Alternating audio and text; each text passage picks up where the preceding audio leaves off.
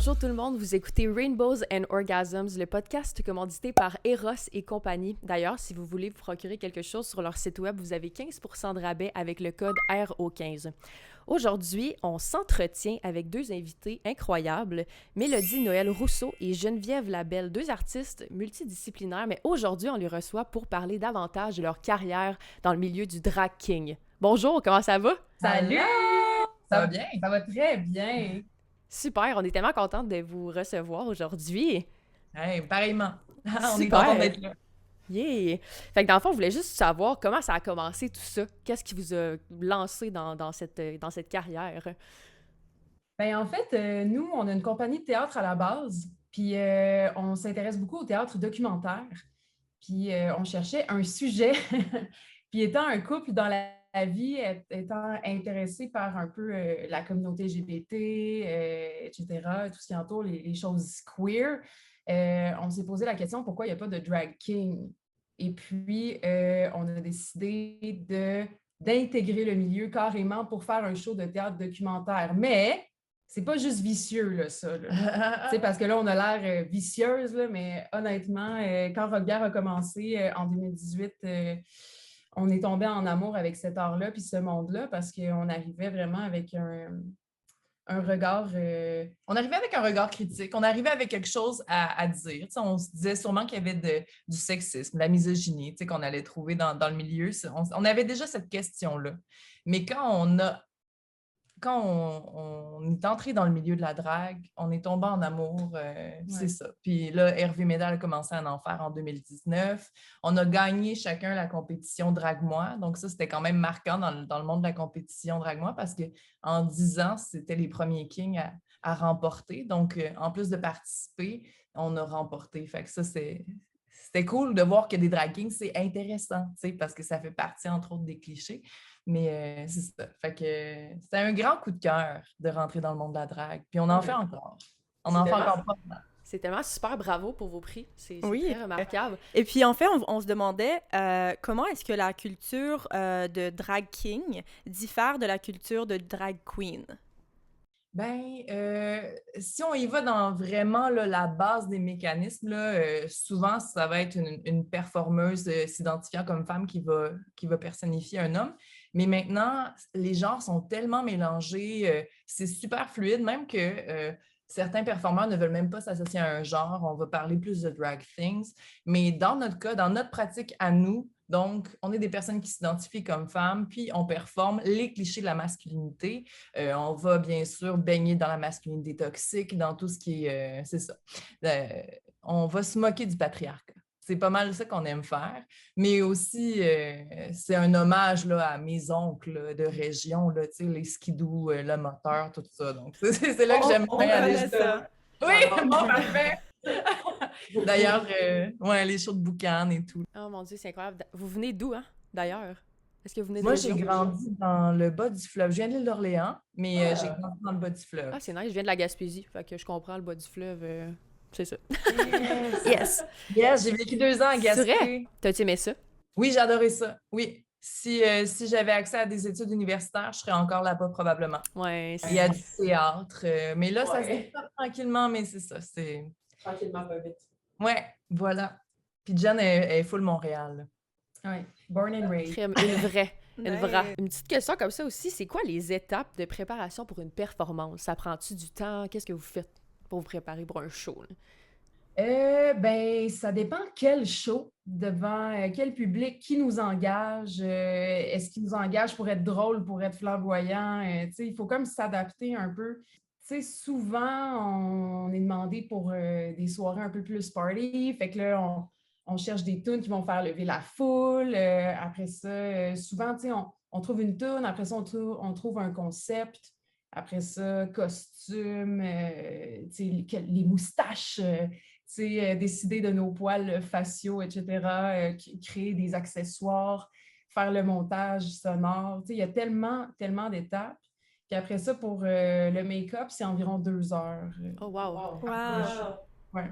Quand Mais c'est même. ça, on a stalké un peu vos Instagram avant et puis on voit, ça prend vraiment beaucoup de précision dans tout, comme shaper le visage et tout. J'étais comme, wow, c'est comme ça doit être long, là. J'ai fait du théâtre longtemps et puis j'étais comme, wow, c'est très théâtral.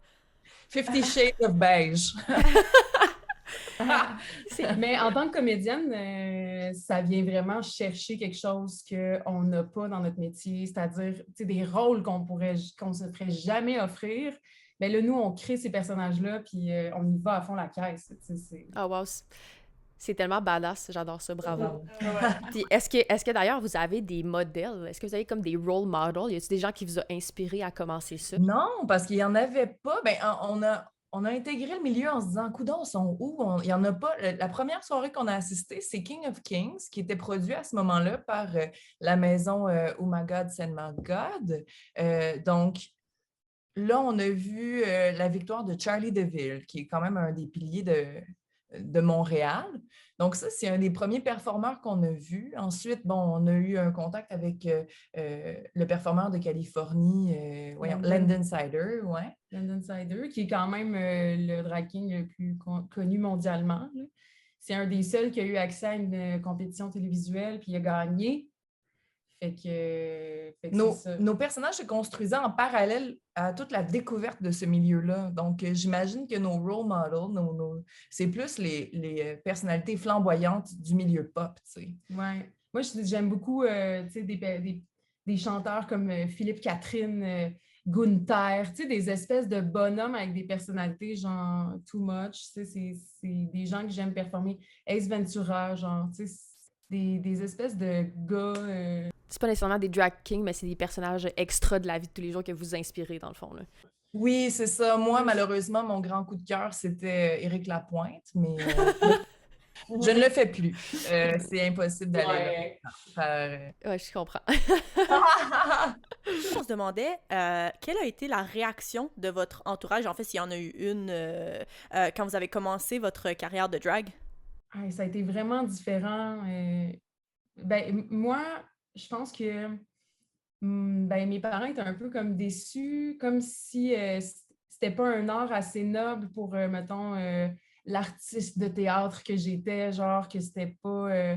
Mais dès qu'ils sont venus voir, là, ça a changé. Ouais. Ils ont compris qu'on faisait, tu sais, que ça dénonce, que c'est quand même beaucoup de travail, tu sais, puis que c'est pas basique, là, comme on s'imagine la première fois. Mais Mélodie, ça a été vraiment différent. Oui, moi, ma famille capotait, là, tu sais, Roquebière, c'est un personnage, tu sais, parce qu'il y a un petit côté réticent par rapport à la communauté LGBTQ+, dans ma famille, c'est une peur ou des préjugés, mais par rapport à Roquebière, là, ils se pointent dans les bars LGBTQ+, ils sont là aux événements, ils parlent avec les autres artistes, fait que ça crée une superbe ouverture. D'ailleurs, mes parents ont fait la drague.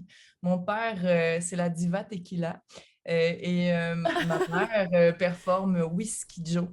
Ah, c'est tellement le fun! Oh my God, j'adore! Puis ma mère fait nos costumes. Ouais. Mais là, wow! Wow! Fait qu'ils sont full impliqués. Ben justement, on se demandait s'il y avait un endroit où, genre, il y avait une place pour aller se procurer, genre, des costumes, mais là, vous dites que c'est vos parents. Ah, j'adore!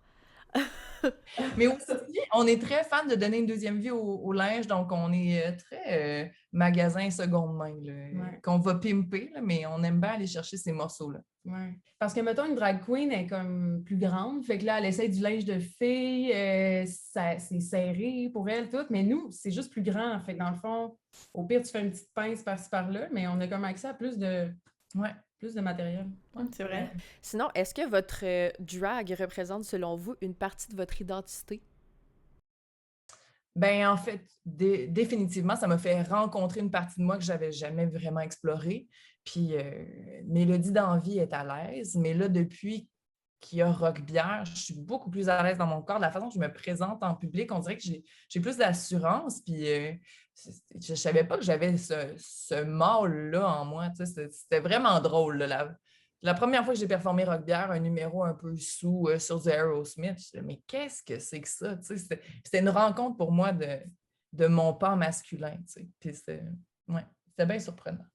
Nice. Mais c'est ça, c'est un peu genre inclure toutes les... Ben, de repousser un peu toutes les gender norms, puis juste de se créer genre une identité comme qui inclut du tout. Là.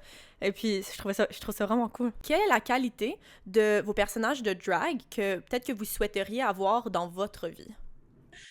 Je sais pas si tu veux Hervé Métal dans ta vie de tous les jours. Ouais. Un peu élevé, il est élevé. Ben, en même temps, tu sais, le... Ou peut-être que vous voulez vraiment pas lui ressembler, tu sais, c'est peut-être un des deux, là. Non, vraiment pas. Non, je pense que c'est le fun parce que pour moi, Hervé, c'est surtout une énergie, mettons, que je vais chercher. Puis Hervé, quand j'anime en Hervé, tu sais, j'ai peur de rien, là, tu sais, je m'en fous du ridicule, je vais dire tout ce qui me passe par la tête, là, tu sais, je deviens un moulin à parole, je sais pas. Ben, je pense que j'aimerais avoir ce je m'en foutisme-là dans la vie plus. Fait que oui, ben, c'est la première fois qu'on nous pose cette question-là. Ouais, c'est le fun. Mais moi, je vais parler du sex appeal. Là. J'ai joué des femmes fatales, si on veut, puis oui, de la façon que je me présente, ça allait, mais là, quand je vois le physique transformé en roque-bière, on dirait qu'il y a quelque chose qui se déclenche encore plus dans la séduction, puis dans le... Je sais pas. Pourquoi tu veux séduire? C'est vraiment étrange. Fait que ça, c'est quelque chose... C'est pas nécessairement quelque chose que je veux que se traduise dans ma vie de tous les jours, mais c'est quelque chose que j'ai été vraiment surprise de découvrir. En fait, on en a parlé un peu même avant de rentrer sur le Zoom. Et puis, pourquoi est-ce que vous pensez que peut-être que la communauté accorderait plus d'importance à la culture de drag queen que la culture de drag king? Les bars dans le village sont dirigés, menés, fréquentés par des hommes blancs gays cis. Donc, ce qu'ils aiment voir sur scène, c'est d'autres hommes blancs gays cis qui font des personnages. Fait que, tu sais, il y a des hommes gays qui ont carrément le dégoût du corps des femmes. Fait que, même si j'interprète un homme, c'est pas ça. Ils veulent pas me voir. Là, j'ai quand même un exemple en tête que j'aimerais raconter parce que ça fait un bout que ça s'est passé, mais il y a eu 2 performances, un drag king puis une drag queen, un après l'autre. Le drag king a décidé de montrer ses seins à la fin de son numéro. Puis c'était lors d'une compétition. Les juges étaient comme t'es censé être un drag king, on n'a pas envie de voir ça. Le numéro d'après, c'était une drag queen en chest de gars, tu sais, genre, puis ils se sont levés, ils ont applaudi, puis ils l'ont booké pour un autre show on the spot. Fait que là, j'étais comme, tu sais, c'est inégal, tu sais, c'est injuste, tu sais, c'est de la misogynie, là, carrément. Fait que, puis il manque de codes, il manque de repères. Donc, la façon qu'on se fait présenter sur scène, c'est beaucoup... on se fait mégenrer souvent comme artiste. Là. Puis aussi, il y a eu un commentaire dans la même compétition par rapport à la pilosité de l'artiste qui performait un drag king, alors que je comprends qu'une drag queen, si on veut l'imitation de l'hyper-féminité, là, oui, on veut l'épilation totale, mais pour un drag king, j'espère que c'est correct d'avoir du poil. Oui, au pire, c'est la décision de l'artiste au bout du compte, de comment cette personne veut se présenter. On peut donner des conseils sur ce qui passerait, admettons. Il y a eu un commentaire par rapport à Denim Pussy et son torse poilu. Là, à ce moment-là, c'était par rapport à un numéro grand public. Ça a créé quand même des grandes discussions là, par rapport à cet artiste-là, mais voilà. Mais ça tend à changer, puis la seule façon qu'on a trouvée, c'est de le faire avec amour de l'intérieur, de rentrer, de se proposer pour faire partie des shows, puis on a notre show qu'on fait à tous les 2 mois, Bière et Métal, fait que ça, c'est un show qui est juste de drag king, fait que ça change la crowd au Mado, il y a genre quasiment juste des filles dans la salle, ça fait du bien, c'est fun. Avec des kings d'un soir qui ont la piqûre puis qui ont le goût de le refaire. Puis là, d'autres, ils se font booker dans d'autres shows. Fait que c'est bien trippant. Mais là, mon Dieu, c'est sûr que je vais aller voir un show. Là. Ah oui, moi sûr, aussi. Genre, c'est sûr. Ouais, la prochaine fois, je suis à Montréal. C'est sûr qu'on y va. Ben oui. Mais là, il faut que vous essayiez aussi de faire un drag king, là, tu sais, pour... boy! Oh my God! Hey, ça me sortirait de ma zone de confort sur un Moi, je m'appellerais Hey Mamas. OK. Hey Mamas.